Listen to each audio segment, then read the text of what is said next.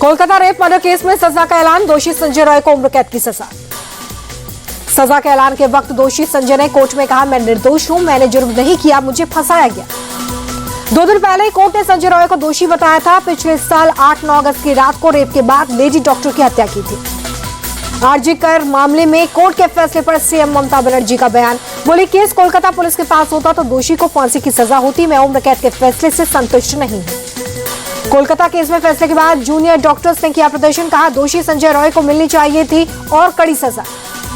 कांग्रेस नेता सलमान खुर्शीद ने कोलकाता केस में कोर्ट के फैसले का स्वागत किया, कहा पूरे केस में तेजी से की गई जांच। आज अस्पताल से डिस्चार्ज नहीं होंगे सैफ अली खान, डॉक्टर्स बोले 1 से 2 दिन में सैफ को डिस्चार्ज करने पर फैसला लेंगे। अभिनेत्री शर्मिला टैगोर लीलावती अस्पताल पहुंची, बेटे सैफ अली खान से की मुलाकात। सैफ के हमलावर शहजाद को लेकर बड़ा खुलासा, ऑनलाइन पेमेंट से पुलिस के रडार पर आया था आरोपी। एक स्टॉल पर पराठे का ऑनलाइन पेमेंट किया था, पेमेंट के जरिए पुलिस को मिला मोबाइल नंबर के जरिए ट्रेस किया गया। सैफ पर हमले का आरोपी मोहम्मद शहजाद 5 दिनों की पुलिस रिमांड पर, पुलिस कर रही है पूछताछ। सैफ हमले के आरोपी के बांग्लादेशी होने पर सियासत, संजय राउत बोले भय पैदा करने के लिए बांग्लादेशी कनेक्शन लाया गया, बांग्लादेशी यहां आया तो शाह जिम्मेदार। बीजेपी के सवाल पर आम आदमी पार्टी का जवाब, महाराष्ट्र में बीजेपी ने बांग्लादेशियों को पनाह दी, महाराष्ट्र में बांग्लादेशियों को बसाने में बीजेपी की साठगांठ। बीजेपी सांसद मनोज तिवारी का आप पर निशाना, कहा आम आदमी पार्टी रोहिंग्या और बांग्लादेशियों को देती है संरक्षण।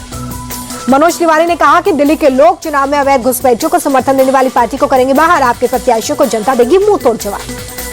बीजेपी ने आप और कांग्रेस पर साधा निशाना, अनुराग ठाकुर बोले देश विरोधी ताकतों से हाथ मिलाते हैं आप और कांग्रेस। बीजेपी बोली राहुल गांधी और केजरीवाल डबल डेटिंग कर रहे हैं, अफजल गुरु हो या और कोई मामला, कांग्रेस और आपका स्टैंड एक। दिल्ली चुनाव में 14 जनसभाएं करेंगे यूपी के मुख्यमंत्री योगी आदित्यनाथ, 23 जनवरी को पहली रैली, मुस्लिम बाहुल्य इलाकों में भी जाएंगे योगी। दिल्ली के प्रचार में योगी की एंट्री पर आप नेता सौरभ भारद्वाज बोले बटेंगे तो कटेंगे नारे पर कोई भी नहीं आएगा, दिल्ली के बच्चों को बटेंगे कटेंगे में ना उलझाएं। आपने पोस्टर जारी कर बीजेपी पर निशाना साधा, पूछा बीजेपी का दूल्हा कौन है। आपने बीजेपी के खिलाफ पोस्टर जारी किया, अमित शाह प्रवेश शर्मा की फोटो लगाकर लिखा चुनाव हारता देख हमला करवाने लगी गैंग ऑफ बीजेपी। दिल्ली को लेकर बोली राज्यसभा सांसद स्वाति मालीवाल, दिल्ली की हालत पहले इतनी खराब कभी नहीं हुई थी जितनी आज है, सड़कें टूटी हैं, घरों में गंदा पानी आ रहा है। संदीप दीक्षित ने आप और बीजेपी पर साधा निशाना, बोले दोनों विकास की बात नहीं करते, हम विकास के मुद्दे पर चुनाव लड़ रहे हैं। दिल्ली चुनाव को लेकर बोले कांग्रेस नेता सचिन पायलट, दिल्ली में कांग्रेस की स्थिति मजबूत, हमारे पक्ष में आएंगे परिणाम।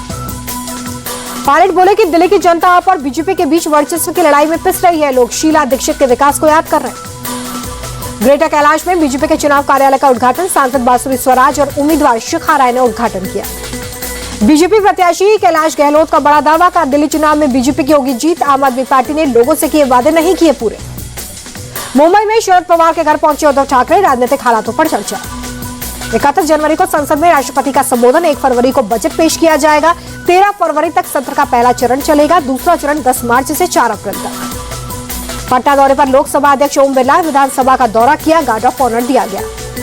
मिल्कीपुर उपचुनाव पर बोले यूपी कांग्रेस अध्यक्ष अजय राय, इंडिया अलायंस का समर्थन कर रही है कांग्रेस, जनता बीजेपी को सबक सिखाएगी। सुप्रीम कोर्ट से राहुल गांधी को बड़ी राहत, निचली अदालत ने मानहानि केस पर लगाई रोक, झारखंड सरकार और शिकायतकर्ता को नोटिस जारी। छत्तीसगढ़ के मुख्यमंत्री विष्णुदेव साय ने आज के दिन को ऐतिहासिक बताया, पंडित दीनदयाल उपाध्याय भूमिहीन कृषि मजदूर कल्याण योजना का वादा किया पूरा, भूमिहीन कृषि मजदूरों को 10-10 हजार रुपए का मिला चेक।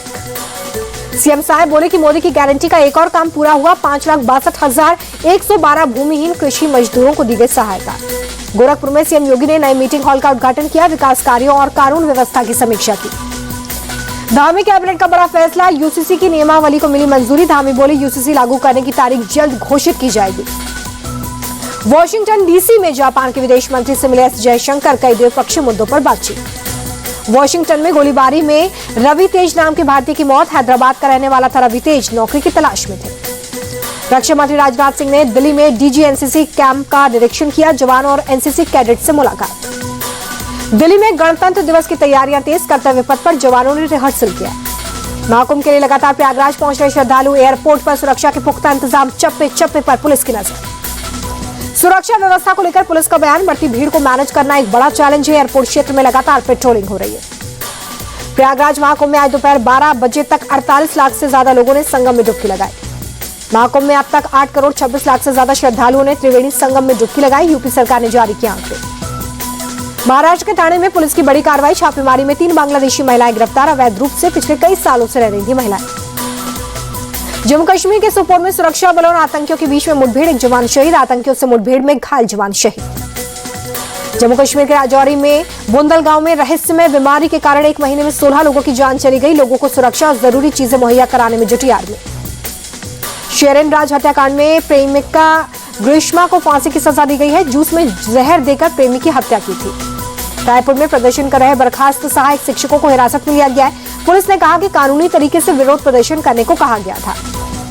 करगिल के जोजिला दर्रे पर हुई जबरदस्त बर्फबारी। सड़कों पर जमी बर्फ, यातायात प्रभावित। बर्फ हटाने के काम में जुटा बीआरओ।